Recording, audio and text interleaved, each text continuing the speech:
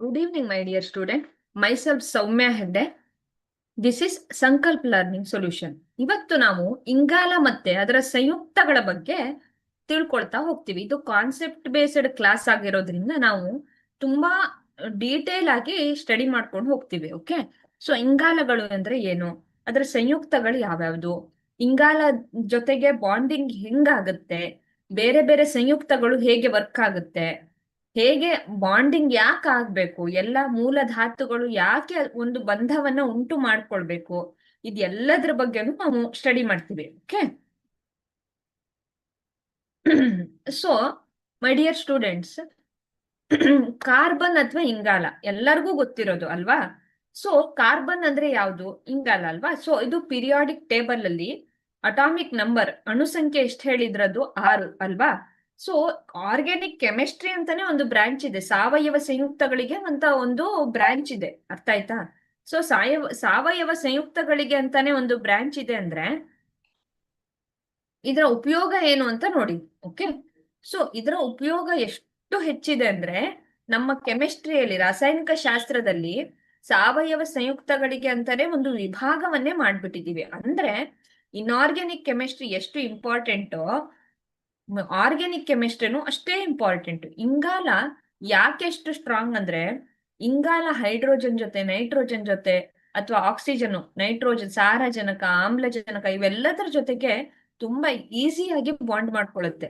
ಆ ಈಸಿಯಾಗಿ ಬಾಂಡ್ ಮಾಡ್ಕೊಳ್ಳೋದಕ್ಕೆ ಏನಾಗುತ್ತೆ ಅಂದ್ರೆ, ಈ ಇಂಗಾಲ ತುಂಬಾ ವಸ್ತುಗಳು, ಅದು ಮೆಟಲ್ ಇರ್ಬೋದು ಅಥವಾ ನಾನ್ ಮೆಟಲ್ ಇರ್ಬೋದು, ಇವರ ಜೊತೆ ತುಂಬಾ ಚೆನ್ನಾಗಿ ಬಾಂಡ್ ಮಾಡ್ಕೊಳ್ಳುತ್ತೆ. ಹಾಗೆ ಬಾಂಡ್ ಮಾಡ್ಕೊಳ್ಳೋದ್ರಿಂದ ಇದ್ರದ್ದು ತುಂಬಾ ಸಂಯುಕ್ತಗಳು ಉಂಟಾಗುತ್ತೆ. ಅದು ನಮ್ಮ ದೈನಂದಿನ ಜೀವನಕ್ಕೆ ತುಂಬಾ ಅಪ್ಲಿಕೇಬಲ್. ನಾವು ಬಳಸ್ತಿರೋ ಇವಾಗ ಆರ್ಗ್ಯಾನಿಕ್ ಫುಡ್ಗಳು ಅಂತೆಲ್ಲ ಬರ್ತಿದಾವಲ್ವಾ. ಸೊ ಆರ್ಗ್ಯಾನಿಕ್ ಅನ್ನೋದು ನಮ್ಮ ಒಂದು ದೈನಂದಿನ ಜೀವನದ ಬ್ಯಾಕ್ ಬೋನ್ ಅಂತ ಹೇಳ್ಬೋದು. ಕಾರ್ಬನ್ ಮತ್ತೆ ಅದರ ಸಂಯುಕ್ತಗಳಿದೆಯಲ್ಲ, ಇವು ನಮ್ಮ ದೈನಂದಿನ ಚಟುವಟಿಕೆಗಳಲ್ಲಿ ತುಂಬಾ ಒಂದು ಇಂಪ್ಯಾಕ್ಟ್ ಅನ್ನ ಕೊಡ್ತಿದ್ದಾವೆ. ಹಂಗಾಗಿ ನಾವು ಇಂಗಾಲ ಮತ್ತೆ ಅದರ ಸಂಯುಕ್ತಗಳನ್ನ ಸ್ಟಡಿ ಮಾಡ್ಲೇಬೇಕು. ಆ ಇಂಗಾಲ ಮತ್ತೆ ಅದರ ಸಂಯುಕ್ತಗಳ ಉಪಯೋಗ ಏನು, ಅದರ ಇಂಪಾರ್ಟೆನ್ಸ್ ಏನು. ಈಗ ಒಂದು ಇಂಗಾಲ ಅನ್ನೋದು ಬಂಧ ಉಂಟು ಮಾಡುತ್ತಲ್ಲ, ಅಲ್ಲಿ ಏನ್ ನಡೆಯುತ್ತೆ, ರಾಸಾಯನಿಕವಾಗಿ ಏನ್ ನಡೆಯುತ್ತೆ, ಇದೆಲ್ಲದನ್ನ ನೀವು ತರಗತಿಯಲ್ಲಿ ಕಲಿತಾ ಹೋಗ್ತೀರಾ ಸ್ಟೂಡೆಂಟ್ಸ್. ಸೊ ಇದನ್ನ ನಾನು 3 ಸೆಷನ್ ಆಗಿ ಮಾಡ್ಕೊಳ್ತೀನಿ. ಇವತ್ತು ಫಸ್ಟ್ ಸೆಷನ್ ಅಂದ್ರೆ ನಿಮ್ಗೆ ಇಂಟ್ರಡಕ್ಷನ್ ಪಾರ್ಟ್ ಅನ್ನ ಹೇಳ್ತೀನಿ, ಬಂಧಗಳು ಏಕೆ ಉಂಟಾಗ್ತವೆ ಅಂತ ಹೇಳ್ತೀನಿ, ಕಾರ್ಬನ್ ಹೈಡ್ರೋಜನ್ ಬಾಂಡಿಂಗ್ ಏನಾಗ್ತಿದೆ ಅಂತ ಹೇಳ್ತೀನಿ. ಇವೆಲ್ಲವನ್ನ ಇವತ್ತು ಒಂದು ಡೀಟೇಲ್ ಒಂದು ಸ್ಟಡಿಯನ್ನ ಮಾಡಿಸ್ತೀನಿ. ನೆಕ್ಸ್ಟ್ ಕ್ಲಾಸ್ ಅಲ್ಲಿ ಅದರ ಕಂಟಿನ್ಯೂಯೇಷನ್ ಪಾರ್ಟ್ಗಳು ಮುಂದುವರೆಕೊಂಡು ಹೋಗ್ತವೆ. ಓಕೆ, ನಾವು ಈ ಕ್ಲಾಸ್ ಅಲ್ಲಿ ಇನ್ ಡೀಟೇಲ್ ಎಲ್ಲ ಕಲಿತಾ ಹೋಗ್ತೀವಿ, ಅಂದ್ರೆ ಸ್ಟೆಪ್ ಬೈ ಸ್ಟೆಪ್ ಕಲ್ತ್ಕೊಂಡು ಹೋಗೋಣ. ಯಾಕೆಂದ್ರೆ ಈ ಏನು ವಿಜ್ಞಾನ ಅಂತ ಕಲಿತೀರಲ್ವಾ, ಇದರಲ್ಲಿ ನಿಮಗೆ ಕಾನ್ಸೆಪ್ಟ್ ಯಾವತ್ತು ಫಂಡಮೆಂಟಲ್, ಏನು ನಾವು ಫಂಡಮೆಂಟಲ್ ಬೇಸ್ ಹಾಕಿರ್ತೀವಲ್ಲ, ಯಾವಾಗ ಅಡಿಪಾಯ ಚೆನ್ನಾಗಿರುತ್ತೋ ನೀವು ಸೈನ್ಸ್ ಅನ್ನ ತುಂಬಾ ಚೆನ್ನಾಗಿ ಅರ್ಥ ಮಾಡ್ಕೋಬಹುದು ಸ್ಟೂಡೆಂಟ್ಸ್. ಹಂಗಾಗಿ ಇವತ್ತೇನ್ ಮಾಡ್ತಿದ್ದೀನಿ, ನಿಮ್ಗೆ ಡೀಟೇಲ್ ಆಗಿ step by step with pictures ನಾನು ಹೇಳ್ಕೊಡ್ತಾ ಇದ್ದೀನಿ. ನನ್ನ ಇಮೇಜ್ಗಳು ಇವೆಲ್ಲ ನಿಮ್ಗೆ ಏನನ್ನ ಇಂಡಿಕೇಟ್ ಮಾಡ್ತವೆ ಅಂದ್ರೆ, ನೀವು ಏನು ಅಲ್ಲಿ ಒಂದು ಸೆಂಟೆನ್ಸ್ ಅಲ್ಲಿ, ವಾಕ್ಯದಲ್ಲಿ ನೋಡ್ತಿರ್ತೀರಲ್ವಾ, ಅದೇ ನಿಮಗೆ ಇಮೇಜ್ ತೋರಿಸ್ತಿರುತ್ತೆ. ಅದನ್ನ ಎರಡನ್ನು ನೀವು ಕಂಪೇರ್ ಮಾಡಿದ್ರೆ ನಿಮ್ಗೆ ಈಸಿ ಆಗಿ ಆ ಕಾನ್ಸೆಪ್ಟ್, ಆ ವಿಷಯ ಅರ್ಥ ಆಗುವಾಗೆ ನನ್ನ ಇಮೇಜ್ಗಳು ಇರ್ತವೆ. ಸುಮ್ನೆ ನಾನು ಏನೋ ನಿಮ್ಗೆ ಅಟ್ರಾಕ್ಟ್ ಆಗ್ಲಿ ಅಂತ ಮಾಡ್ತಿರಲ್ಲ, ಕಾನ್ಸೆಪ್ಟ್ ವಿಷಯ ಹೆಂಗಿದೆಯಲ್ಲ ಅದರ ಮೇಲೆ ನಾನು ಇಮೇಜ್ಗಳನ್ನ ಕೊಡ್ತಾ ಬರ್ತೀನಿ. ಓಕೆ, ಸೊ ನೋಡಿ, ಈ ಇಂಗಾಲ ಮತ್ತೆ ಅದರ ಸಂಯುಕ್ತಗಳು ಏನು ಅಂತ ನೋಡ್ಕೊಂಡು ಹೋಗೋಣ. ಓಕೆ,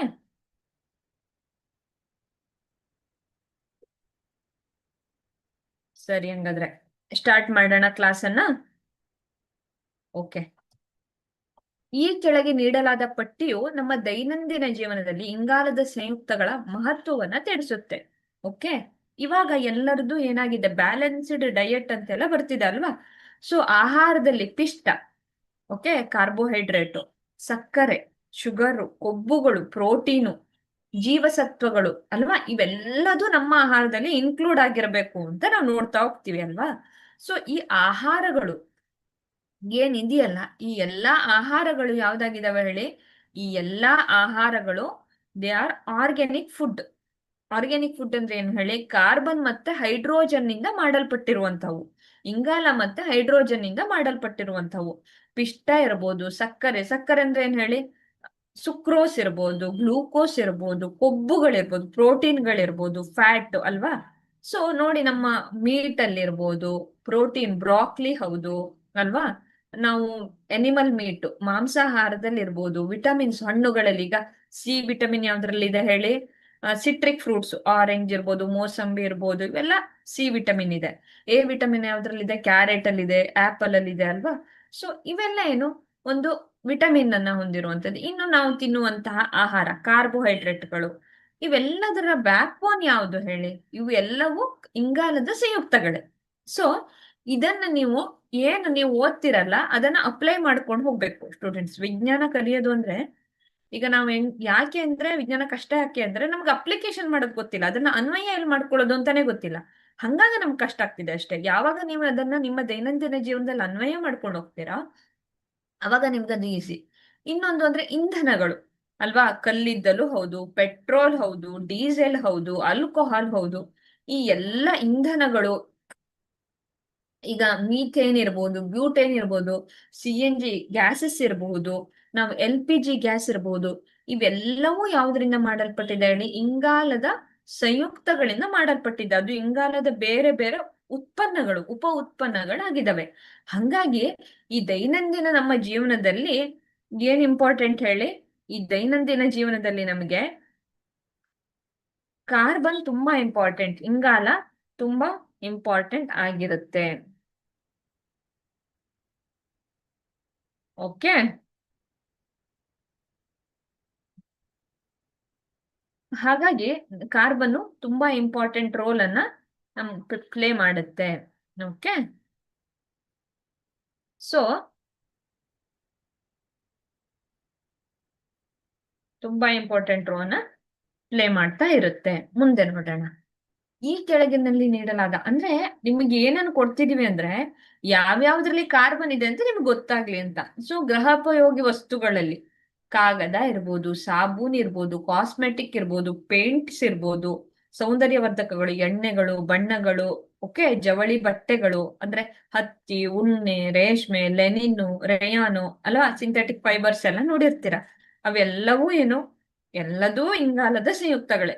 ಸೊ ಇಂಗಾಲ ಎಲ್ಲಿ ಇಲ್ಲ ಅಂತ ಹುಡುಕ್ಬೇಕಷ್ಟೇ, ಎಲ್ಲ ಕಡೆ ಇಂಗಾಲ ಇರುತ್ತೆ. ಅರ್ಥ ಆಗ್ತಿದ್ಯಾ. ಸೊ ಇಂಗಾಲಕ್ಕೆ ಒಂದು ಹ್ಯೂಜ್ ಅಪ್ಲಿಕೇಶನ್ ಇದೆ. ಅಂದ್ರೇನು, ತುಂಬಾ ಅನ್ವಯಗಳು ಇಂಗಾಲದಲ್ಲಿ ಇದಾವೆ. ಅರ್ಥ ಆಗ್ತಿದ್ಯಾ. ಸೊ ಇಂಗಾಲದ ಅಪ್ಲಿಕೇಶನ್ಗಳು ಅಷ್ಟು ಇದಾವೆ. ಓಕೆ, ಹ, ಇನ್ನೊಂದು ಪೆನ್ಸಿಲಿನ್ ಹೌದು. ಮೆಡಿಸಿನ್ ಫೀಲ್ಡ್ ಅಲ್ಲಿ ಎಲ್ಲ ಇದ್ದಿದೆ ಅಂತ ನೋಡೋಣ. ಕ್ಯುನೈನ್ ಹೌದು, ಪೆನ್ಸಿಲಿನ್ ಹೌದು. ಓಕೆ, ಸೊ ಆಸ್ಪಿರಿನ್ ಹೌದು, ಸಲ್ಫಾ ಹೌದು. ನೋಡಿ ನಿಮ್ಗೆ ಕಾಣಿಸ್ತಿದ್ಯಲ್ಲ ಚಿತ್ರದಲ್ಲಿ, ಸುಗಂಧ ದ್ರವ್ಯಗಳು, ವೆನಿಲಿನ್ ಹೌದು, ಕರ್ಪೂರ ಹೌದು, ಕ್ಯಾಂಫರ್ ಅಂತೀವಿ. ಎಲ್ಲದು ಏನಿದೆ ಹೇಳಿ, ಎಲ್ಲದು ಬ್ಯಾಕ್ ಬೋನ್ ಕಾರ್ಬನ್ನೇ, ಇಂಗಾಲನೇ ಆಗಿರುತ್ತೆ. ಓಕೆ, ಸೊ ಹಾಗಾಗಿ ಈ ಕಾರ್ಬನ್ಗೆ ಒಂದು ದೊಡ್ಡ ಸರ್ಕಲ್ ಇದೆ. ಅರ್ಥ ಆಗ್ತಿದ್ಯಾ. ಈ ದೊಡ್ಡ ಸರ್ಕಲ್ ಅಲ್ಲಿ ಕಾರ್ಬನ್ ತನ್ನಿಂದ ಎಲ್ಲದನ್ನ ಇನ್ಕ್ಲೂಡ್ ಮಾಡ್ಕೊಳ್ತಿದೆ ಸ್ಟೂಡೆಂಟ್ಸ್. ನಮ್ಮ ದೈನಂದಿನ ಉಪಯೋಗಿಸುವಂತಹ ವಸ್ತುಗಳಿಂದ ಹಿಡಿದು ಔಷಧಿಯ ಸೋಂಕು ನಿವಾರಕಗಳವರೆಗೂನು ಏನಿದಾವೆ ಎಲ್ಲ. ಈಗ ಏನೇನು ನಾವು ಡಿಸ್ಇನ್ಫೆಕ್ಟೆಂಟ್, ಈಗ ಡೆಟಾಲ್ ಯೂಸ್ ಮಾಡ್ತೀವಿ ಅದರಲ್ಲಿದೆ, ಫಿನೈಲ್ ಯೂಸ್ ಮಾಡ್ತೀವಿ ಅದರಲ್ಲಿದೆ. ಯಾವುದ್ರಲ್ಲಿ ಇಲ್ಲ ಅನ್ನೋದನ್ನು ಹುಡುಕ್ಬೇಕಷ್ಟು ಬಿಟ್ರೆ ಉಳಿದ ಎಲ್ಲಾ ವಸ್ತುಗಳಲ್ಲೂ ನಮಗೆ ಕಾರ್ಬನ್ ಸಿಗುತ್ತೆ.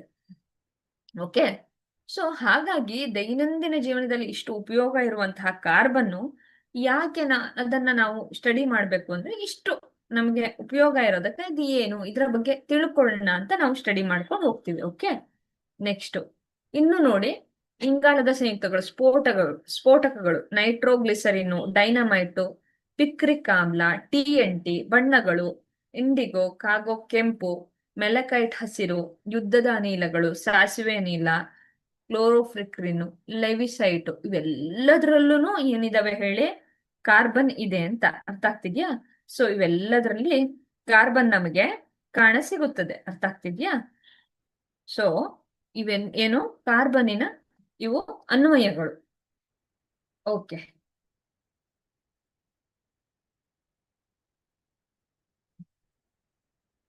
ಓಕೆ, ಇವೆಲ್ಲ ಕಾರ್ಬನ್ನಿನ ಅನ್ವಯಗಳಾಗಿದ್ದಾವೆ. ಸೊ ನೋಡೋಣ ಮುಂದೆ. ಇವಾಗ ನಾವು ಆಕ್ಚುಯಲ್ ಕಾನ್ಸೆಪ್ಟಿಗೆ ಬಂದ್ವಿ. ಹೈಡ್ರೋಕಾರ್ಬನ್ಗಳು ಅಂದರೆ ಏನು ಅಂತ ನೋಡೋಣ. ಓಕೆ, ನೋಡಿ ಇಲ್ಲಿ 2 ಟರ್ಮ್ ಬಂತು ಅಲ್ವಾ? 2 ಟರ್ಮ್ ಯಾವ್ಯಾವ್ದು ಹೇಳಿ? ಹೈಡ್ರೋಕಾರ್ಬನ್ ಅಂದ್ರೆ ಯಾವುದು ಅಂತ ಹೇಳ್ದೆ ಹೇಳಿ ನಾನು. ಅಲ್ಲಿ 2 ಟರ್ಮ್ ಬಂತು. ಒಂದು ಹೈಡ್ರೋ, ಇನ್ನೊಂದು ಕಾರ್ಬನ್. ಹೈಡ್ರೋ ಅಂದ್ರೆ ಹೈಡ್ರೋಜನ್, ಹೈಡ್ರೋಜನ್. ಕಾರ್ಬನ್ ಅಂದ್ರೆ ಕಾರ್ಬನ್. ಎಚ್ ಮತ್ತೆ ಸಿ. ನಮ್ಗೆ ಡೆಫಿನೇಷನ್ ಅನ್ನ ಬೈಪಾಟ್ ಮಾಡ್ಬೇಕು ಅಂತಾನೆ ಇಲ್ಲ. ಡೆಫಿನೇಷನ್ ಏನ್ ಹೇಳುತ್ತೆ ಹೇಳಿ? ಹೈಡ್ರೋಕಾರ್ಬನ್ನುಗಳಂದ್ರೆ ಏನು ಅಂತ ಹೇಳುತ್ತೆ ಹೇಳಿ? ಹೈಡ್ರೋಕಾರ್ಬನ್ನುಗಳು ಅಂದ್ರೆ ಇಂಗಾಲ ಮತ್ತು ಹೈಡ್ರೋಜನ್ ಅನ್ನು ಹೊಂದಿರುವಂತಹ ಸಂಯುಕ್ತಗಳನ್ನೇ ಹೈಡ್ರೋಕಾರ್ಬನ್ಗಳು ಅಂತ ಕರಿತೀವಿ ಅಂತ ಹೇಳುತ್ತೆ. ಅರ್ಥ ಆಯ್ತಾ? ಸೊ ಇಂಗಾಲ ಮತ್ತೆ ಕಾರ್ಬನ್ ಅನ್ನ ಹೊಂದಿರುವಂತಹ, ಇಂಗಾಲ ಮತ್ತೆ ಹೈಡ್ರೋಜನ್ ಅನ್ನ ಹೊಂದಿರುವಂತಹ ಸಂಯುಕ್ತಗಳನ್ನ ನಾವೇನಂತ ಕರಿತೀವಿ ಹೇಳಿ? ಹೈಡ್ರೋಕಾರ್ಬನ್ಗಳು ಅಂತ ಡಿಫೈನ್ ಮಾಡ್ತೀವಿ ಅಂತ ಹೇಳುತ್ತೆ. ಓಕೆ,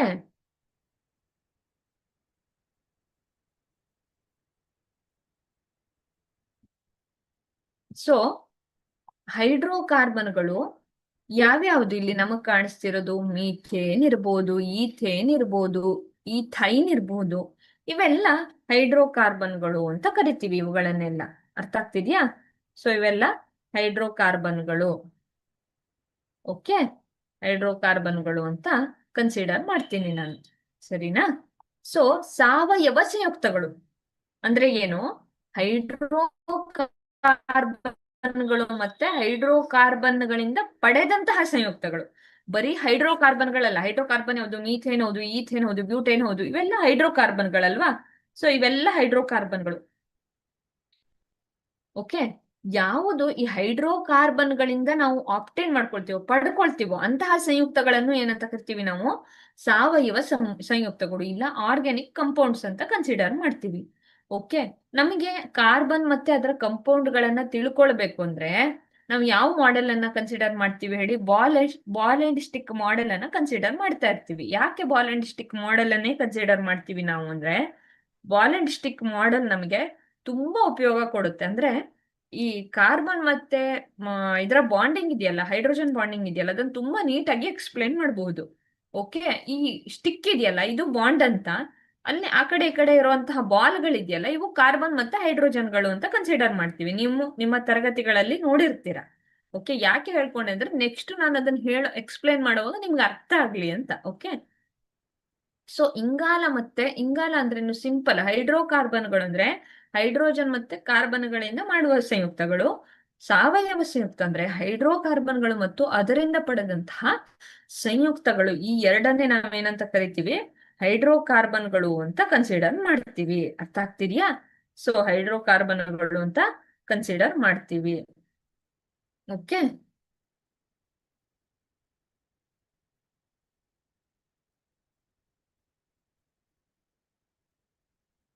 ಸರಿ,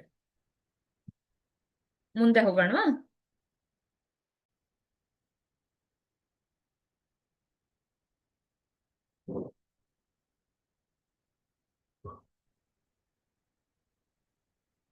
ಕೋವೆಲೆಂಟ್ ಬಾಂಡ್ ಅಂತ. ಓಕೆ, ಕೋವೆಲೆಂಟ್ ಬಂಧ ಅಥವಾ ಕೋವೆಲೆಂಟ್ ಬಾಂಡ್ ಅಂತ ಕನ್ಸಿಡರ್ ಮಾಡ್ತೀವಿ. ಓಕೆ, ಸೊ ಕೋವೆಲೆನ್ಸಿ ಅಂದ್ರೆ ಏನು ಅಂತ ನೋಡೋಣ. ಓಕೆ, ಸಿಂಪಲ್ ಒಂದು ಸ್ಟೋರಿಯನ್ನ ನರೇಟ್ ಮಾಡ್ತೀನಿ ನಾನೀಗ, ಅದಕ್ಕೆ ಬಂಧಕ್ಕೆ ಹೋಗೋಕ್ಕಿಂತ ಮೊದ್ಲೆ. ಓಕೆ, ಈಗ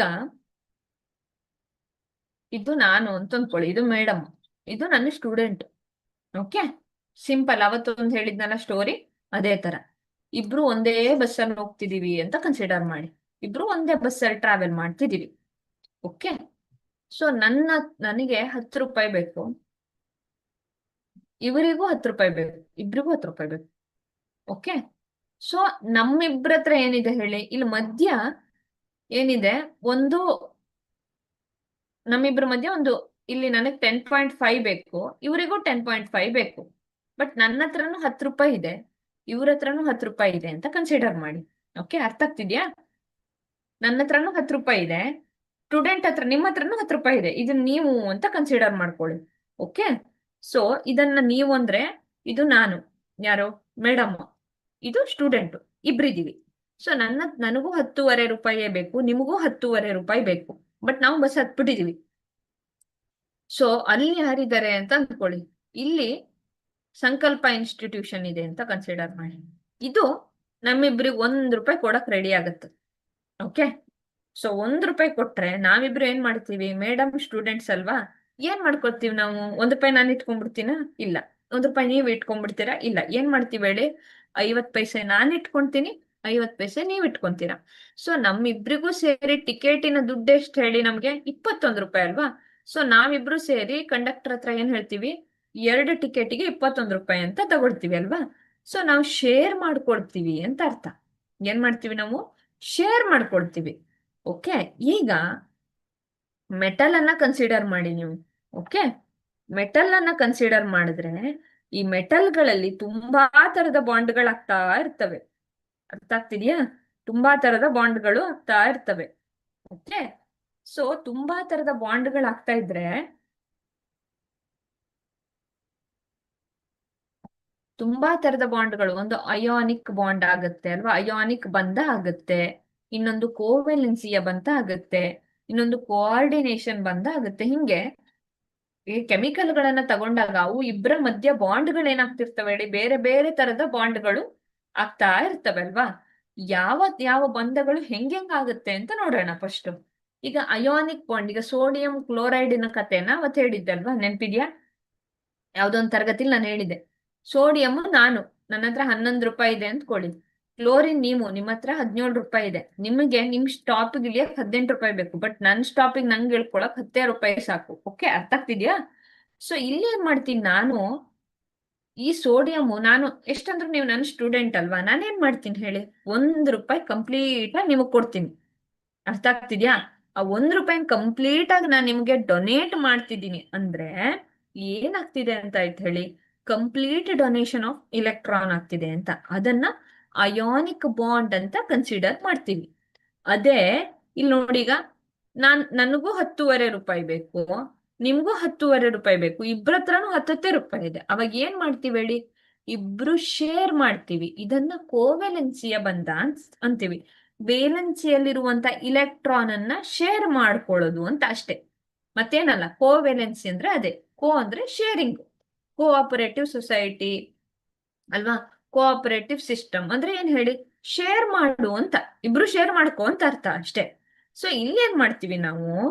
ಇಲ್ಲಿ ಒಂದು ಇಲೆಕ್ಟ್ರಾನ್ ಇದ್ರೆ ನಿಂಗ್ ಬೇಕಾದಾಗ ನೀನು, ನನಗ್ ಬೇಕಾದಾಗ ನಾನು ತಗೋ. ಸೊ ನಮ್ಮಿಬ್ರದ್ದು ಒಂದು ಆಕ್ಟೇಟ್ ಫುಲ್ ಆಗ್ಬೇಕು ಅಂತ. ಅರ್ಥ ಆಗ್ತಿದ್ಯಾ? ಸೊ ಈ ಒಂದು ಬಾಂಡ್ ಅನ್ನ ಕೋವೆಲೆನ್ಸಿ ಬಾಂಡ್ ಅಂತ ಕರಿತೀವಿ. ಕಂಪ್ಲೀಟ್ ಇಲೆಕ್ಟ್ರಾನ್ ಅನ್ನ ಕೊಟ್ಬಿಟ್ರೆ, ಟ್ರಾನ್ಸ್ಫರ್ ಆದ್ರೆ, ಕಂಪ್ಲೀಟ್ ಇಲೆಕ್ಟ್ರಾನ್ ಅದು ಕೊಟ್ಟು ವರ್ಗಾವಣೆ ಆಗ್ಬಿಡ್ತು ಅನ್ಕೊಡಿ, ಅವಾಗ ಅದು ಅಯಾನಿಕ್ ಬಂಧ. ಯಾವಾಗ ಶೇರ್ ಮಾಡ್ಕೊಳ್ತೀವೋ ಅದು ಕೋವೆಲೆನ್ಸಿಯ ಬಂಧ. ಅರ್ಥ ಆಗ್ತಿದ್ಯಾ? ಸೊ ಈ ಎರಡು ಹಾಗಾದ್ರೆ ಇದು ಯಾಕೆ ಮಾಡ್ಕೊಳುತ್ತೆ ಅನ್ನೋದನ್ನ ನೋಡೋಣ. ಅರ್ಥ ಆಗ್ತಿದ್ಯಾ? ಸೊ ಯಾಕೆ ಮಾಡುತ್ತೆ ಈ ತರ ಬಾಂಡಿಂಗ್ ಅನ್ನ? ಈಗ ಒಂದು ಕೆಮಿಕಲ್, ಅದಕ್ಕೆ ಸುಮ್ನೆ ಇರಕ್ ಆಗಲ್ವಾ? ಯಾಕೆ ಇವರಿಬ್ರು ಬಾಂಡ್ ಮಾಡ್ಕೊಳ್ಬೇಕು ಅಂತ. ಓಕೆ, ಇದು ಒಂದು, ಈಗ ನೋಡಿ, ಇಲ್ಲಿ ನ್ಯೂಕ್ಲಿಯಸ್ ಇದೆ ನನಗೆ. ಇಲ್ಲಿ ಎರಡು electron, next 8 electron, next 18 electron.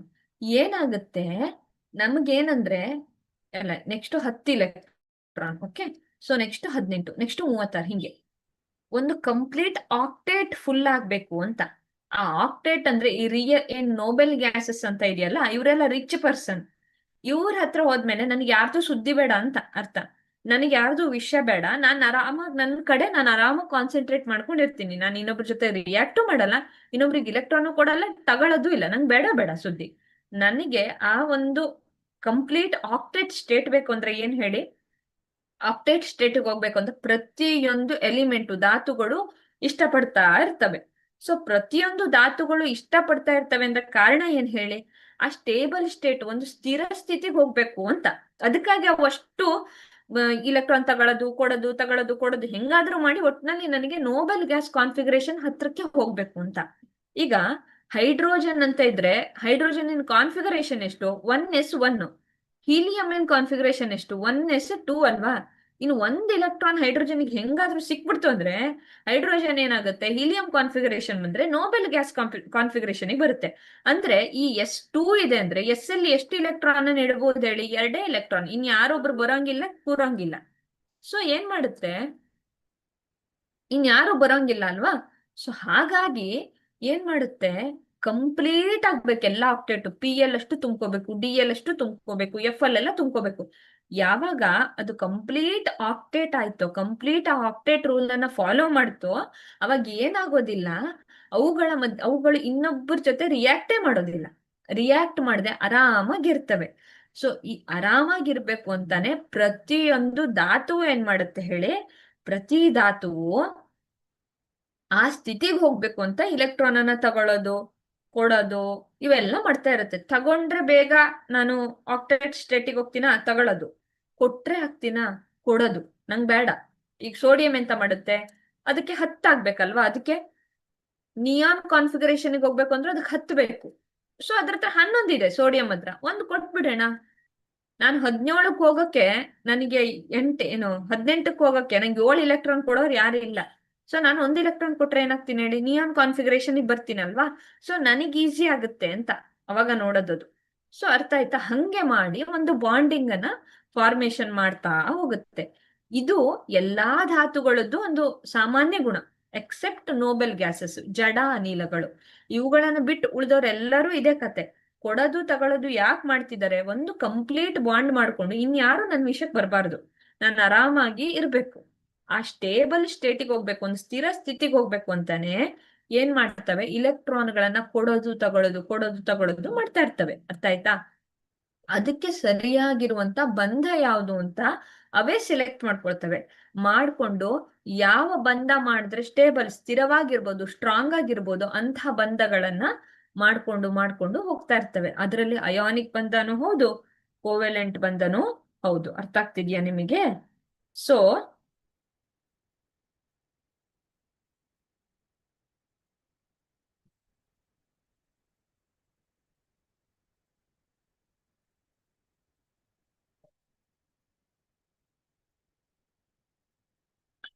So ಈ ತರದ ಬಾಂಡ್ಗಳು ಯೂಶುವಲಿ ಆಗ್ತವೆ. ಅರ್ಥ ಆಯ್ತಾ?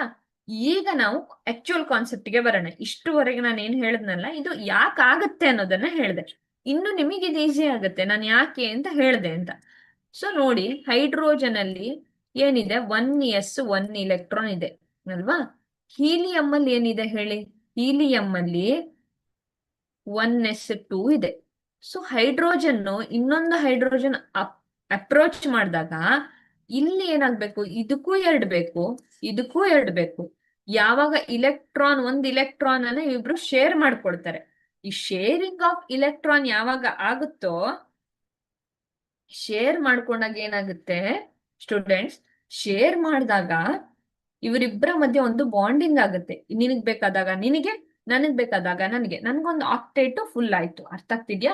ಸೊ ನನಗೆ ಈ ಆಕ್ಟೇಟ್ ಫುಲ್ ಆಗ್ಬೇಕು, ಈ ಬಾಂಡಿಂಗ್ ಆಗ್ಬೇಕು ಅಂದ್ರೆ ಒಂದು ಕೋವಲೆಂಟ್ ಬಾಂಡ್ ಏರ್ಪಾಟ್ ಆಗುತ್ತೆ. ಸೊ ಎರಡು ಮಧ್ಯ ಇಲೆಕ್ಟ್ರಾನ್ ಜೋಡಿಯನ್ನ ಹಂಚಿಕೊಂಡು ಬಂಧವನ್ನ ಉಂಟು ಮಾಡುತ್ತೆ. ಇದು ಕೋವೆಲೆನ್ಸಿ ಬಂಧ ಆಗಿರುತ್ತೆ. ಅರ್ಥ ಆಗ್ತಿದ್ಯಾ? ಸೊ ಕೋವೆಲೆನ್ಸಿ ಬಂಧವಾಗಿರುತ್ತದೆ ಇದು. ಓಕೆ.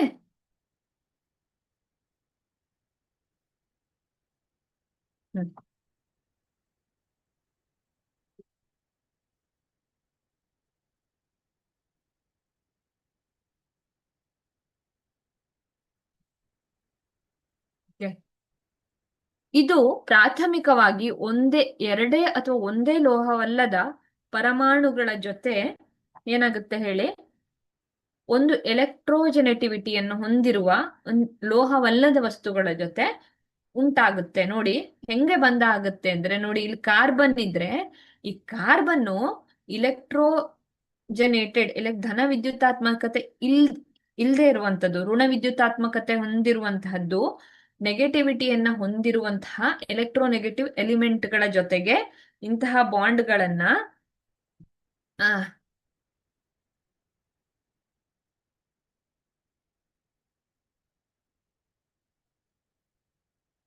ಉಂಟು ಮಾಡುತ್ತೆ.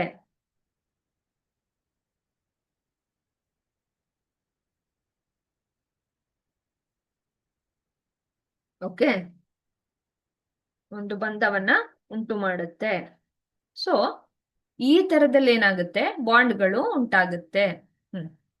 ಹಾಗಾದ್ರೆ ಈ ಕೋವೆಲೆನ್ಸಿಯ ಸಂಯುಕ್ತಗಳು ಅಂತಿದ್ರೆ, ಕೋವೆಲೆನ್ಸಿ ಸಂಯುಕ್ತಗಳಿಗೆ ಕೆಲವು ಲಕ್ಷಣಗಳಿರ್ಬೇಕಲ್ಲ, ಅದು ಏನೇನು ಅಂತ ನೋಡೋಣ.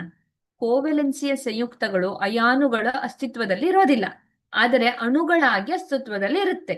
ಯೂಶುವಲಿ ಕೊಠಡಿಯ ಉಷ್ಣಾಂಶದಲ್ಲಿ ದ್ರವ ಅಥವಾ ಅನಿಲ ಸ್ಥಿತಿಯಲ್ಲಿರುತ್ತೆ. ಕೆಲವು ಸಂಯುಕ್ತಗಳು ಘನ ಸ್ಥಿತಿಯಲ್ಲಿಯೂ ಇರುತ್ತೆ, ಅಂದ್ರೆ ಘನ, ದ್ರವ, ಅನಿಲ ಮೂರೂ ಸ್ಥಿತಿಯಲ್ಲಿ ಇರುತ್ತೆ. ಓಕೆ, ಗ್ಯಾಸ್ಗಳು, ಲಿಕ್ವಿಡ್ಗಳು ಮತ್ತೆ ಸಾಲಿಡ್ಗಳು ಮೂರೂ ಸ್ಟೇಟ್ ಅಲ್ಲಿ ಇರುತ್ತೆ. ಅರ್ಥ ಆಗ್ತಿದ್ಯಾ?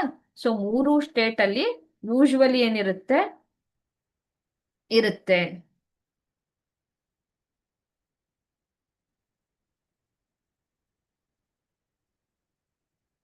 ಅರ್ಥ ಆಗ್ತಿದ್ಯಾ? ಸೊ ಯಾವ ಸ್ಥಿತಿಯಲ್ಲಿ ಇರುತ್ತೆ ಹೇಳಿ? ಇವು ಅಣುಗಳಾಗಿರುತ್ತೆ, ಅಯಾನಿಕ್ ಸ್ಥಿತಿಯಲ್ಲಿ ಇರೋದಿಲ್ಲ, ಅಣುಗಳಾಗಿರುತ್ತೆ. ಸೊ ಕೊಠಡಿಯ ಉಷ್ಣಾಂಶದಲ್ಲಿ ದ್ರವ, ಅನಿಲ ಸ್ಥಿತಿಗಳು ಅಥವಾ ಸಾಲಿಡ್, ಘನ ಸ್ಥಿತಿಯಲ್ಲಿ ಸಹ ಇರುತ್ತೆ ಕೋವೆಲೆನ್ಸಿಯ ಸಂಯುಕ್ತಗಳು. ಓಕೆ, ಕೋವೆಲೆನ್ಸಿಯ ಸಂಯುಕ್ತಗಳು ಕರಗುವ ಮತ್ತು ಕುದಿಯುವ ಬಿಂದುಗಳು ಸಾಮಾನ್ಯವಾಗಿ ಕಡಿಮೆ. ಯಾಕೆಂದ್ರೆ ಇಲ್ಲಿ ಶೇರಿಂಗ್ ಆಫ್ ಇಲೆಕ್ಟ್ರಾನ್ ಇರೋದಕ್ಕೆ, ಇವರ ಮಧ್ಯ ಬಾಂಡ್ ಅನ್ನ ಬ್ರೇಕ್ ಮಾಡಕ್ಕೆ, ಬಂಧವನ್ನ ಕಟ್ ಮಾಡಕ್ಕೆ ನಮಗೆ ಈಸಿ. ಯಾವಾಗ್ಲೂ ಯಾವ ಅಯಾನಿಕ್ ಸಂಯುಕ್ತಗಳಿರ್ತಾವಲ್ಲ, ಆ ಸಂಯುಕ್ತಗಳಲ್ಲಿ ಕುದಿಯುವ ಮತ್ತು ಕರಗುವ ಬಿಂದು ಜಾಸ್ತಿ. ಯಾಕೆ ಹೇಳಿ? ಅವರ ಮಧ್ಯೆ ಏನು ಬಾಂಡ್ ಇದೆಯಲ್ಲ ತುಂಬಾ ಸ್ಟ್ರಾಂಗ್ ಇದೆ, ಅದನ್ನ ಬ್ರೇಕ್ ಮಾಡಕ್ಕೆ ನಿಮ್ಗೆ ಹೆಚ್ಚಿನ ಎನರ್ಜಿ ಬೇಕು. ಬಟ್ ಕೋವೆಲೆನ್ಸಿಯ ಸಂಯುಕ್ತಗಳಲ್ಲಿ ಶೇರ್ ಮಾಡ್ಕೊಂಡಿರ್ತವೆ ಇಲೆಕ್ಟ್ರಾನ್ ಅನ್ನ. ಸ್ವಲ್ಪ ನೀವು ಎನರ್ಜಿಯನ್ನ ಕೊಟ್ರೆ ಸಹ ಏನ್ ಮಾಡ್ತವೆ ಹೇಳಿ, ಅವು ಸ್ವಲ್ಪ ಎನರ್ಜಿಯನ್ನು ಕೊಟ್ರು ಬ್ರೇಕ್ ಆಗುತ್ತೆ ಬಾಂಡ್, ಬೇಗ ಏನಾಗುತ್ತೆ, ಅವುಗಳ ಮಧ್ಯ ಬಂಧವನ್ನ ಕತ್ತರಿಸಬಹುದು. ಹಾಗಾಗಿ ಸಾಮಾನ್ಯವಾಗಿ ಕರಗುವ ಮತ್ತು ಕುದಿಯುವ ಬಿಂದುಗಳು ಕಡಿಮೆ ಇರುತ್ತದೆ. ಸಾಮಾನ್ಯವಾಗಿ ಕೋವೆಲೆನ್ಸಿಯ ಸಂಯುಕ್ತಗಳು ಸಾಮಾನ್ಯವಾಗಿ ನೀರಿನಲ್ಲಿ ಮತ್ತು ಧ್ರುವೀಯ ದ್ರಾವಕದಲ್ಲಿ ಕರಗೋದಿಲ್ಲ. ಇದು ನಮ್ಗೆ ಗೊತ್ತಿರೋದೆ ಅಲ್ವಾ? ಸೊ ಕೋವೆಲೆಂಟ್ ಅಥವಾ ಕಡಿಮೆ ಕರಗುತ್ತೆ. ಯೂಶುವಲಿ ಶುಗರ್ ಅಲ್ಲಿ ಏನ ಹೇಳಿ, ವಾಟರ್ ಮತ್ತೆ ಶುಗರ್ ಇದ್ರೆ ಕೆಲವು ಶುಗರ್ ಕರಗುತ್ತೆ, ಬಟ್ ವಾಟರ್ ಮತ್ತೆ ಆಯಿಲ್ ಇದ್ರೆ ಏನಾಗೋದಿಲ್ಲ ಹೇಳಿ, ಅದು ಕರಗೋದೇ ಇಲ್ಲ. ಅರ್ಥ ಆಗ್ತಾ ಇದೆಯಾ? ಸೊ ಇಂತಹ ಸಂಯುಕ್ತಗಳು ಕರಗುವ ಅಥವಾ ಕುದಿಯುವ ಬಿಂದುಗಳು ಸಾಮಾನ್ಯವಾಗಿ ಕಡಿಮೆ ಇರುತ್ತದೆ. ಸಂಯುಕ್ತಗಳು ಸಾಮಾನ್ಯವಾಗಿ ನೀರಿನಲ್ಲಿ ಕರಗೋದಿಲ್ಲ. ಓಕೆ, ಸೊ ಕಡಿಮೆ ಕರಗುತ್ತೆ. ಅರ್ಥ ಆಯ್ತಾ? ಆಯಿಲ್ ಹಾಕಿದ್ರೆ, ಪೆಟ್ರೋಲ್ ಹಾಕಿದ್ರೆ, ಡೀಸೆಲ್ ಹಾಕಿದ್ರೆ, ಇದು ಯಾವ್ದು ಹಾಕಿದ್ರು ಏನಾಗೋದಿಲ್ಲ ಹೇಳಿ, ಅವು ಕರಗುವಂತ ಸ್ಥಿತಿಯನ್ನ ತೋರಿಸೋದಿಲ್ಲ. ಓಕೆ, ಇವು ಸಮ್ಮಿಳನ ಅಥವಾ ಕರಗಿದ ಸ್ಥಿತಿಯಲ್ಲಿ ವಿದ್ಯುತ್ತಿನ ಕಳಪೆ ವಾಹಕಗಳು. ಯಾಕೆ ಅಂದ್ರೆ ಇವುಗಳ ಮಧ್ಯೆ ಏನ್ ಬಾಂಡ್ ಆಗಿರುತ್ತಲ್ಲ, ಇವು ಪಾರ್ಷಿಯಲಿ ಡಿಸಾಲ್ವ್ ಆಗಿರುತ್ತೆ, ಕಂಪ್ಲೀಟ್ ಆಗಿ ನೀರಲ್ಲಿ ಆಗೋದೇ ಇಲ್ಲ. ಅರ್ಥ ಆಯ್ತಾ? ಈಗ ಒಂದು ದ್ರಾವಣದಲ್ಲಿ ಉಪ್ಪನ್ನು ತಗೊಂಡ್ರಿ, ಇನ್ನೊಂದು ಕಡೆ ಸಕ್ಕರೆ ತಗೊಂಡ್ರಿ ಅಂತ ಅನ್ಕೊಳ್ಳಿ. ಈ ಎರಡನ್ನೂ ನೀವು ಒಂದು ಕರೆಂಟ್, ಎಲೆಕ್ಟ್ರಿಸಿಟಿ ಒಂದು ಪಾಸ್ ಮಾಡಿದ್ರೆ ಏನಾಗುತ್ತೆ, ಸಾಲ್ಟ್ ಅಲ್ಲಿ ಏನಾಗುತ್ತೆ ಹೇಳಿ, ಅಯಾನಿಕ್ ಬಂಧ ಇರುತ್ತೆ.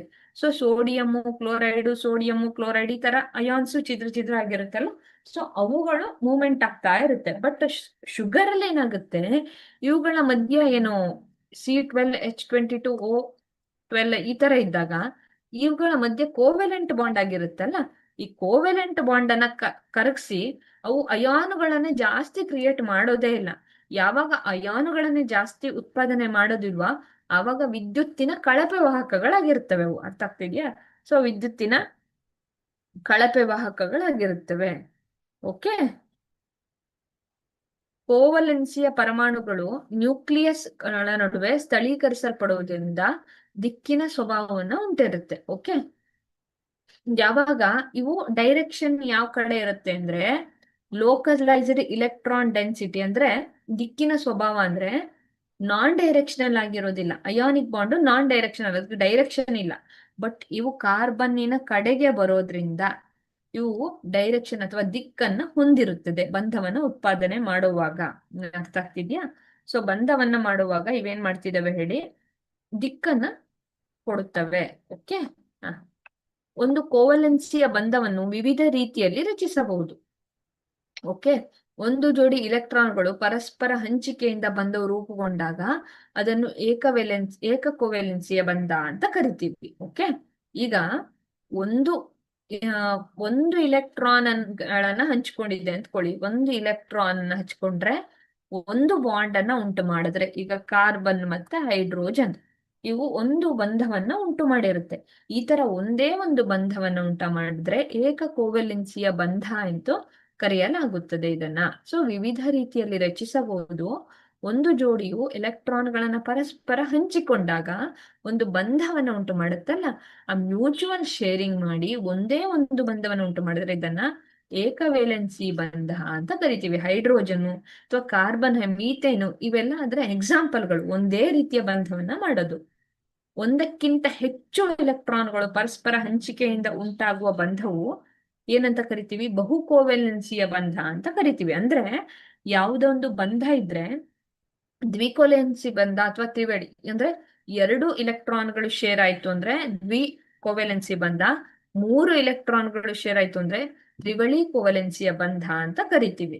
ಅದರ ಮುಂದಿನ ಎಕ್ಸಾಂಪಲ್ ಗಳನ್ನು ನಾವು ನೋಡ್ಕೊಂಡು ಹೋಗ್ತೀವಿ. ಹೆಂಗೆ ಅಲ್ಲಿ ಶೇರ್ ಆಗುತ್ತೆ, ಏನಾಗುತ್ತೆ ಎಲ್ಲ ನೋಡ್ಕೊಂಡು ಹೋಗೋಣ ನಾವು. ಓಕೆ, ಸೊ ಮೂರು ಕೋವೆಲೆನ್ಸಿಯ ಬಂಧಗಳು ಅಂತ ಕನ್ಸಿಡರ್ ಮಾಡ್ತೀವಿ ನಾವು. ಓಕೆ, ಸೊ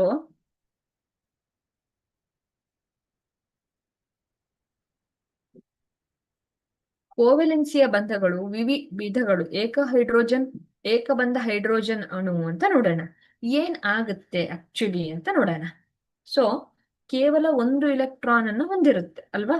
ಸೊ ಹೀಲಿಯಂ ಹತ್ತಿರದ ಒಂದು ನೋಬೆಲ್ ಗ್ಯಾಸಿಗೆ ಬರಬೇಕು, ಸಂರಚನೆಯನ್ನ ಪಡೆಯಲು ಇನ್ನೊಂದು ಇಲೆಕ್ಟ್ರಾನಿನ ಅಗತ್ಯವಿದೆ. ನೋಡಿ, ಇಲ್ಲಿ ನಿಮ್ಗೆ ಹೈಡ್ರೋಜನ್ ಆಟಮ್ ಕಾಣಿಸ್ತಿದೆ. ಇದು ನಾನು, ಇದು ನೀವು ಅಂತ ಕನ್ಸಿಡರ್ ಮಾಡಿ. ನನಗೂ ಒಂದು ಇಲೆಕ್ಟ್ರಾನ್ ಬೇಕು, ನಿಮ್ಗೂ ಒಂದು ಇಲೆಕ್ಟ್ರಾನ್ ಬೇಕು. ಕಾಣಿಸ್ತಿದೆಯಲ್ಲ ಚಿತ್ರದಲ್ಲಿ ನಿಮಗೆ? ಸೊ ಒಂದು ಇಲೆಕ್ಟ್ರಾನ್ ನನಗೂ ಬೇಕಾಗಿದೆ, ಒಂದು ಇಲೆಕ್ಟ್ರಾನ್ ಏನಾಗಿದೆ ನಿಮಗೂ ಬೇಕಾಗಿದೆ. ಅರ್ಥ ಆಗ್ತಿದ್ಯಾ? ನನಗೆ ನಿಮ್ಗೆ ಇಬ್ರಿಗೂ ಒಂದೊಂದು ಇಲೆಕ್ಟ್ರಾನ್ಗಳು ಬೇಕಾಗಿರುತ್ತೆ. ಸೊ ಇಬ್ರಿಗೂ ಒಂದೊಂದು ಇಲೆಕ್ಟ್ರಾನ್ಗಳು ಬೇಕಾಗಿರೋದಕ್ಕೆ ಏನಾಗುತ್ತೆ ಅಂದ್ರೆ, ಸೊ ಇಬ್ರಿಗೂ ಒಂದೊಂದು ಇಲೆಕ್ಟ್ರಾನ್ಗಳು ಬೇಕಾಗಿರೋದ್ರಿಂದ ನಾವೇನ್ ಮಾಡ್ತೀವಿ, ನೀನು ನಾನು ಇಬ್ರು ಶೇರ್ ಮಾಡ್ಕೊಳ್ಳೋದ ಅಂತ ನೋಡೋಣ ಮುಂದೆ ಏನಾಗುತ್ತೆ ಅಂತ. ಎರಡು ಹೈಡ್ರೋಜನ್ ಪರಮಾಣುಗಳು ತಮ್ಮ ನಡುವೆ ಒಂದು ಜೋಡಿ ಇಲೆಕ್ಟ್ರಾನ್ಗಳನ್ನ ತಲಾ ಹಂಚಿಕೊಳ್ಳಲು ಒಂದು ಇಲೆಕ್ಟ್ರಾನ್ ಅನ್ನ ಕೊಡುಗೆ ನೀಡುತ್ತೆ. ಏನ್ ಮಾಡುತ್ತೆ, ಈ ಒಂದೊಂದು ಇಲೆಕ್ಟ್ರಾನ್ ಇರೋದ್ರಲ್ಲೇ ಏನ್ ಮಾಡ್ತವೆ ಹೇಳಿ, ನಾನು ನೀನು ಹಂಚ್ಕೊಳ್ಳೋಣ ಅಂತ ಏನ್ ಮಾಡ್ತವೆ, ಇಬ್ರು ಏನ್ ಮಾಡ್ತವೆ ಹೇಳಿ, ಒಂದೊಂದು ಇಲೆಕ್ಟ್ರಾನ್ಗಳನ್ನ ತಲಾ ಹಂಚಿಕೊಳ್ತವೆ. ಈ ಹಂಚಿಕೊಂಡಾಗ ನಂದು ಒಂದು ಇಲೆಕ್ಟ್ರಾನ್ ಕೊಡ್ತೀನಿ, ನಿಂದು ಒಂದು ಇಲೆಕ್ಟ್ರಾನ್ ಕೊಟ್ರೆ ಅವಾಗ ನನಗೆ ಏನ್ ಕಾನ್ಫಿಗರೇಷನ್ ಬರುತ್ತೆ? 1:1:2 ಕಾನ್ಫಿಗರೇಷನ್ ಬರುತ್ತಲ್ವಾ?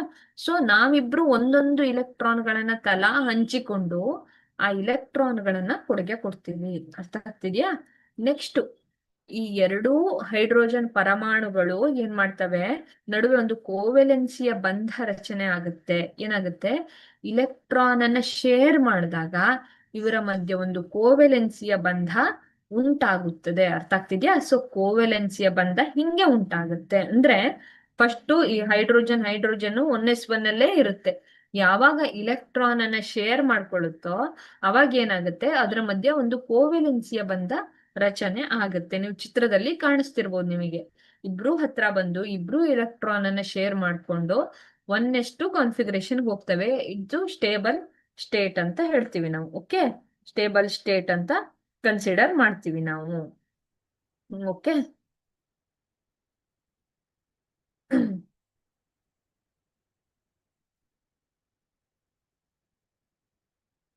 ಸ್ಟೇಬಲ್ ಸ್ಟೇಟ್ ಅಂತ ಕನ್ಸಿಡರ್ ಮಾಡ್ತೀವಿ. ಓಕೆ ಓಕೆನಾ?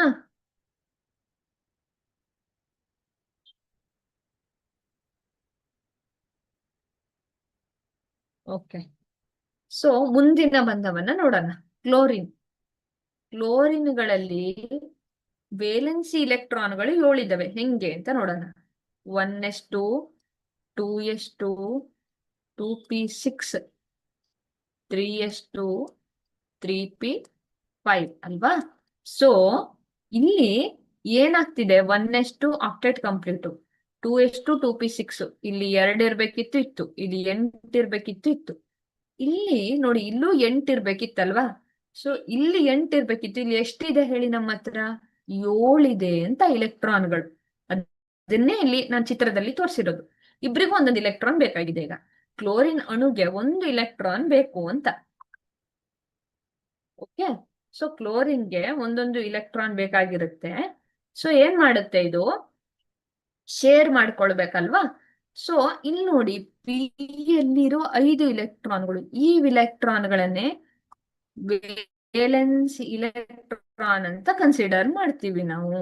ಓಕೆ, ಸೊ ಈ ಇಲೆಕ್ಟ್ರಾನ್ ಅನ್ನ ಏನಂತ ಕರಿತೀವಿ ನಾವು? ವೇಲೆನ್ಸ್ ಇಲೆಕ್ಟ್ರಾನ್ಗಳು ಅಂತ ಕನ್ಸಿಡರ್ ಮಾಡ್ತೀವಿ. ಅರ್ಥ ಆಗ್ತಿದ್ಯಾ? ಸೊ ವೇಲೆನ್ಸ್ ಇಲೆಕ್ಟ್ರಾನ್ಗಳು ಅಂದ್ರೆ ಏನ್ ಹೇಳಿ?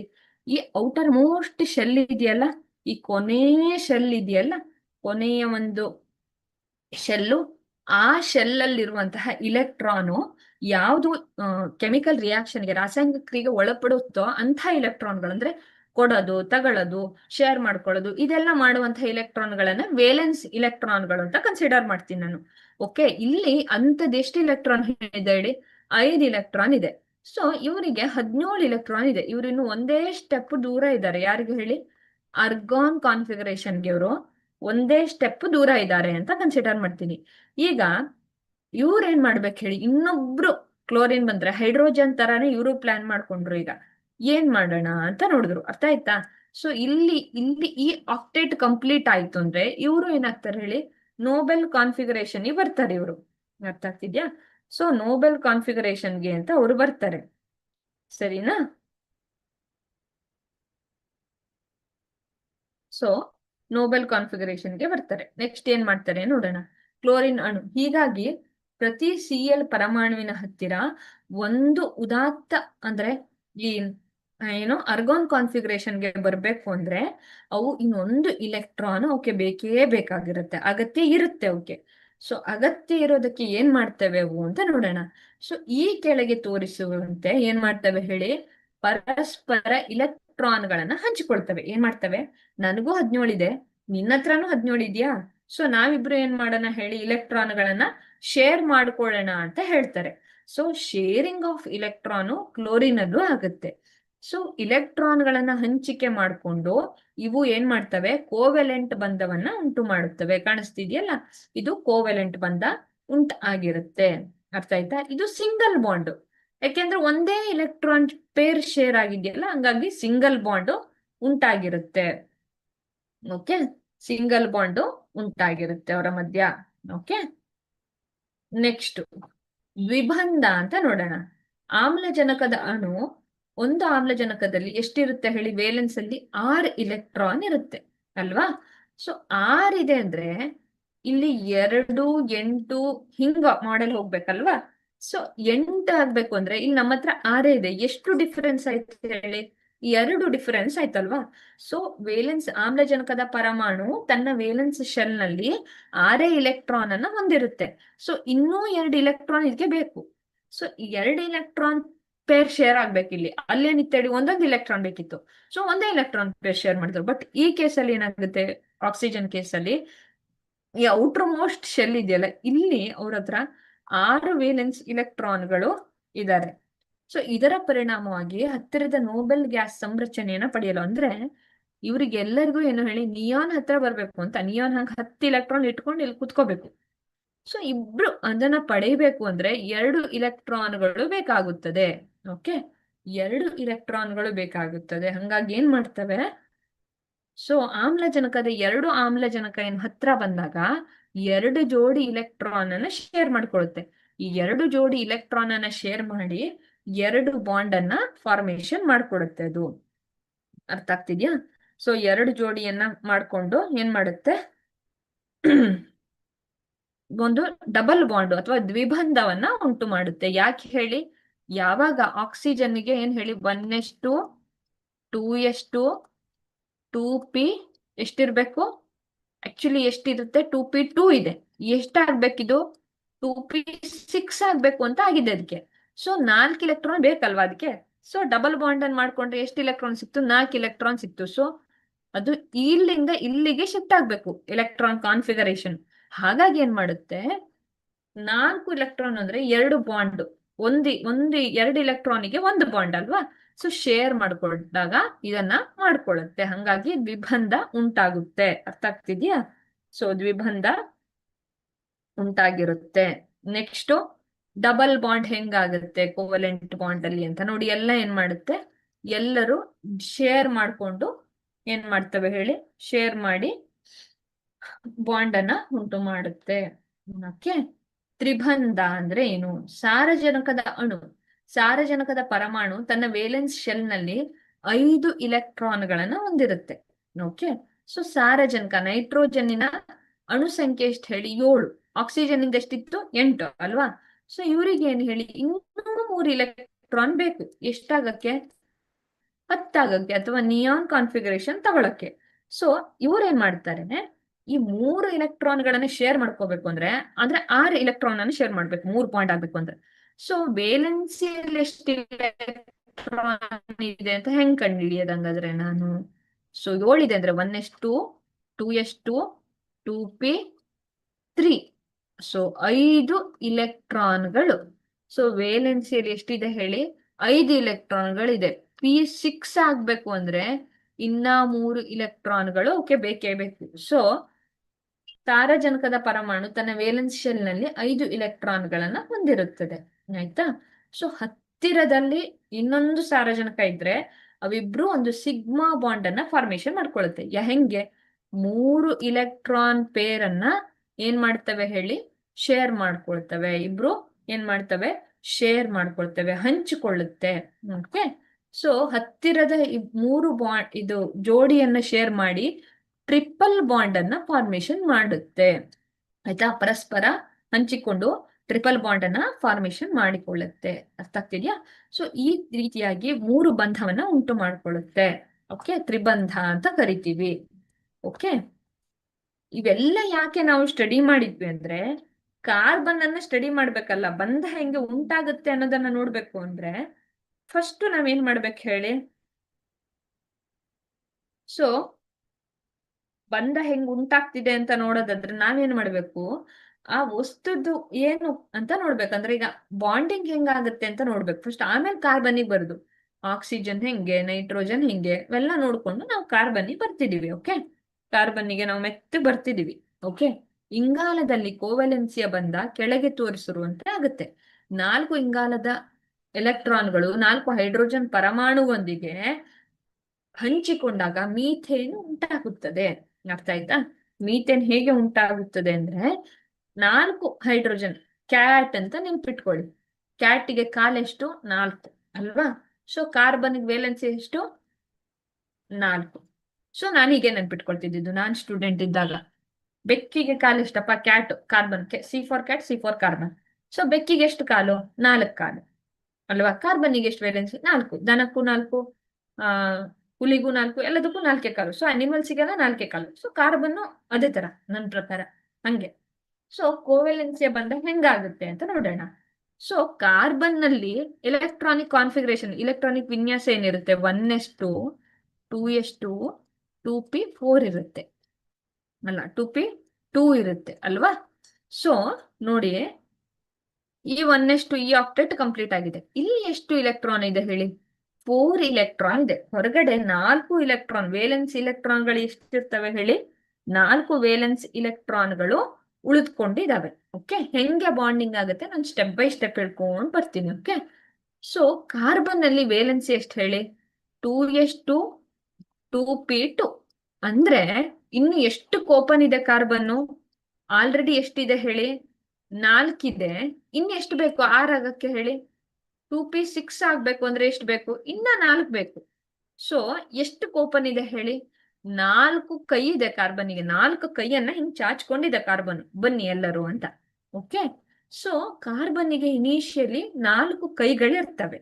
ಓಕೆ, ಆದ್ರೆ ಕಾರ್ಬನ್ನಿಗೂ ಏನ್ ಹೇಳಿ? ನಾನು ಈ 4 ಕೈಗಳನ್ನ, ಕಾರ್ಬನ್ನಿನ ಈ ತರ 4 ಕೈಗಳನ್ನ ಇನ್ಯಾರಿಗಾದ್ರೂ ಒಂದು ಶೇರ್ ಮಾಡ್ಕೊಂಡ್ರೆ, ಎಲೆಕ್ಟ್ರಾನ್ ಶೇರ್ ಮಾಡ್ಕೊಂಡ್ರೆ ನನಗೆ ಏನಾಗುತ್ತೆ? ನಾನು ಹತ್ರ ಹೋಗ್ಬೇಕು ಅಂತ, ನಿಯಾನ್ ಕಾನ್ಫಿಗರೇಷನ್ ಬೇಕು ಅಂತ ಎಲ್ಲರದು ಇದೆ. ಧಾತುಗಳಿರ್ಬೋದು, ಸಂಯುಕ್ತಗಳಿರ್ಬೋದು, ಎಲ್ಲರದು ಒಂದೇ ಕತೆ. ನಾನು ನಿಯಾನ್ ಕಾನ್ಫಿಗರೇಷನ್ಗೆ ಹೋಗ್ಬೇಕು ಅನ್ನೋದೊಂದೇ. ಓಕೆ, ಸೊ ನಿಯಾನ್ ಕಾನ್ಫಿಗರೇಷನ್ಗೆ ಹೋಗ್ಬೇಕು ಅಂತ ಎಲ್ಲ ಒಂದು ಧಾತುಗಳು ಬಯಸ್ತಾ ಇರ್ತವೆ. ಸೊ ಅರ್ಥ ಆಯ್ತಾ? ಸೊ ನೆಕ್ಸ್ಟ್ ಏನಾಗುತ್ತೆ, ಯಾವಾಗ ಹೈಡ್ರೋಜನ್ ಇದೆಯಲ್ಲ, ಇದರಲ್ಲೂ 1s1 ಇದೆ, ಇದಕ್ಕೂ ಒಂದು ಇಲೆಕ್ಟ್ರಾನ್ ಬೇಕು, ಒಂದು ಪೇರ್ ಇಲೆಕ್ಟ್ರಾನ್ ಬೇಕು. ಕಾರ್ಬನ್ನಿನ ಒಂದೊಂದು ಕೈಗೂ ಏನ್ ಹೇಳಿ ಒಂದೊಂದು ಪೇರ್ ಇಲೆಕ್ಟ್ರಾನ್ ಬೇಕು. ಕಾರ್ಬನ್ನಿಗೆ ಎಷ್ಟು ಕೈ ಇದೆ ಹಂಗಾದ್ರೆ? 4 ಕೈ ಇದೆ. ಸೊ ಅಲ್ಲಿ ಏನಾಯ್ತು, ಕಾರ್ಬನ್ ಕರೀತು, ಬಾ ನಂದು 4 ಕೈ ಜೊತೆಗೆ ನೀನ್ ಏನ್ ಮಾಡು, ಹೈಡ್ರೋಜನ್ ಬಾಂಡಿಂಗ್ ಮಾಡ್ಕೋ ಅಂತ. ಹೆಂಗೆ ಬಾಂಡಿಂಗ್ ಮಾಡ್ಕೋ, ನಾವು ಶೇರ್ ಮಾಡ್ಕೊಳ್ಳೋಣ ಇಲೆಕ್ಟ್ರಾನ್ ಅನ್ನ, ಒಂದು ಇಲೆಕ್ಟ್ರಾನ್ ಅನ್ನ, ಒಂದೊಂದು ಪೇರ್ ಇಲೆಕ್ಟ್ರಾನ್ ಅನ್ನ ಏನ್ ಮಾಡೋಣ, ಶೇರ್ ಮಾಡ್ಕೊಳ್ತಾ ಹೋಗೋಣ ಅಂತ. ಶೇರಿಂಗ್ ಆಫ್ ಇಲೆಕ್ಟ್ರಾನ್ ನಾವು ಮಾಡೋಣ ಅಂತ ಹೇಳ್ತು. ಸೊ ಶೇರ್ ಮಾಡ್ಕೊಳ್ಳೋಣ ಅಂದ ಕೂಡಲೇ ಇವ್ರಿಗೆ ಖುಷಿ ಆಯ್ತು. ಓಕೆ, ಸೊ ಶೇರ್ ಮಾಡ್ಕೊಂಡು ಈ 1s1 1s1 1s1 1s1 ಹೀಗೇನ್ ಮಾಡಿದ್ರು, ಇಲೆಕ್ಟ್ರಾನ್ ಅನ್ನ ಶೇರ್ ಮಾಡ್ಕೊಳಕ್ ಸ್ಟಾರ್ಟ್ ಮಾಡಿದ್ರು. ನಾನು ಇಲ್ಲೇನು ನಿಮ್ಗೆ ವಾಕ್ಯವನ್ನ ಕೊಟ್ಟಿಲ್ಲ, ಯಾಕೆಂದ್ರೆ ಇದು ಪ್ರಾಕ್ಟಿಕಲ್ ಆಗಿ ಯೋಚನೆ ಮಾಡ್ಲಿ ಅಂತ. ಸೊ ಕಾರ್ಬನ್ನು ಇಲ್ಲಿ ಯಾರು ಬಂದ್ರು, ಹೈಡ್ರೋಜನ್ ಮೆತ್ತಿಗೆ ಬಂದು ಎಲ್ಲಾ ಕಾರ್ಬನ್ನಿನ ಕೈಗಳನ್ನ ಅಪ್ರೋಚ್ ಮಾಡ್ತು. ಸೊ ಒನ್ಸ್ ಈ ಕಾರ್ಬನ್ನಿನ ಕೈಗಳನ್ನ ಅಪ್ರೋಚ್ ಮಾಡಿದಾಗ ಇಲ್ಲಿ ಇಲೆಕ್ಟ್ರಾನ್ಗಳು ಶೇರ್ ಆದವು ಓವರ್ಲ್ಯಾಪಿಂಗ್ ಆಗಿ. ಓಕೆ, ಸೊ ಇಲೆಕ್ಟ್ರಾನ್ಗಳೇನಾದವು ಓವರ್ಲ್ಯಾಪಿಂಗ್ ಆಗಿ ಇಲೆಕ್ಟ್ರಾನ್ ಶೇರ್ ಆದ್ವು. ನೆಕ್ಸ್ಟ್ ಏನ್ ಮಾಡಿದ್ರು, ಈ ಶೇರಿಂಗ್ ಆಫ್ ಇಲೆಕ್ಟ್ರಾನ್ ಅನ್ನ ಶೇರ್ ಮಾಡಿ ಒಂದು ಬಾಂಡ್ ಫಾರ್ಮೇಶನ್ ಮಾಡ್ಕೊಂಡ್ರು. That is covalent bond, that is hydrocarbon ಒಂದು ಬೇಸಿಕ್ ನಮ್ಗೆ ಎಲಿಮೆಂಟ್ ಸಿಕ್ತು, ಅದೇ ಮೀಥೇನ್. ಈ ಮೀಥೇನ್ ಹುಟ್ಟಿದ ಕಥೆಯಿಂದ ನೆಕ್ಸ್ಟ್ ನಾವು ಪೆಟ್ರೋಲ್, ಡೀಸೆಲ್ ಎಲ್ಲ ಕಲಿಯೋಣ, ಎಲೋಟ್ರೋಪ್ಸ್, ಬಹುರೂಪಗಳು ಎಲ್ಲದನ್ನು ಕಲ್ತ್ಕೊಳ್ಳೋಣ. ಓಕೆ, ಸೊ ಮೀಥೇನ್ ಹೆಂಗ್ ಹುಟ್ಟಬೇಕು ಅಂದ್ರೆ ಹಿಂಗೆ, ಕಾರ್ಬನ್ನಿಗೆ ಹೈಡ್ರೋಜನ್ ಬಂದು ಅಪ್ರೋಚ್ ಮಾಡ್ಕೊಂಡು ಬಂದಾಗ ಏನಾಯ್ತು, ಒಂದೊಂದು ಕೈ ಒಂದೊಂದು ಇಲೆಕ್ಟ್ರಾನ್ ಪೇರ್ ಅನ್ನ ಶೇರ್ ಮಾಡಿ ಏನ್ ಮಾಡಿದ್ರು, ಒಂದು ಬಾಂಡ್ ಫಾರ್ಮೇಶನ್ ಮಾಡಿದ್ರು, ಒಂದು ಕೋವೆಲೆನ್ಸಿಯ ಬಂಧ ಉಂಟಾಯ್ತು ಅವ್ರ ಮಧ್ಯ. ಓಕೆ, ಸೊ ಯಾಕೆ ಇಷ್ಟು ಸಂಯುಕ್ತಗಳು? ಸಣ್ಣ ಗಾತ್ರದ ಎಲೆಕ್ಟ್ರಾನಿಕ್ ಸಂಯೋಜನೆ, ಕಾರ್ಬನ್ ಬಂಧಗಳು ವಿಶಿಷ್ಟ ಬಲದಿಂದ ಉಂಟಾಗೋದಕ್ಕೆ ಇಷ್ಟು ಸಂಯುಕ್ತಗಳು ಉಂಟಾಗುತ್ತೆ. ಓಕೆ, ಈ ಕೆಟನೇಷನ್ ಅಂದ್ರೆ ಕಾರ್ಬನ್ನು ಹೈಡ್ರೋಜನ್ ಮತ್ತೆ ಇತರ ಪರಮಾಣುಗಳೊಂದಿಗೆ ತುಂಬಾ ಈಸಿಯಾಗಿ ಬಾಂಡ್ ಫಾರ್ಮೇಶನ್ ಮಾಡುತ್ತೆ. ಈಸಿಯಾಗಿ ಬಾಂಡ್ ಫಾರ್ಮೇಶನ್ ಮಾಡುವಂತಹ ಒಂದು ಕ್ವಾಲಿಟಿಯನ್ನ ಹೊಂದಿದೆಯಲ್ಲ, ಹಾಗಾಗಿ ಇಷ್ಟು ಸಂಯುಕ್ತಗಳನ್ನ ರೂಪು ಮಾಡಿಕೊಳ್ಳುತ್ತೆ. Okay, thank you.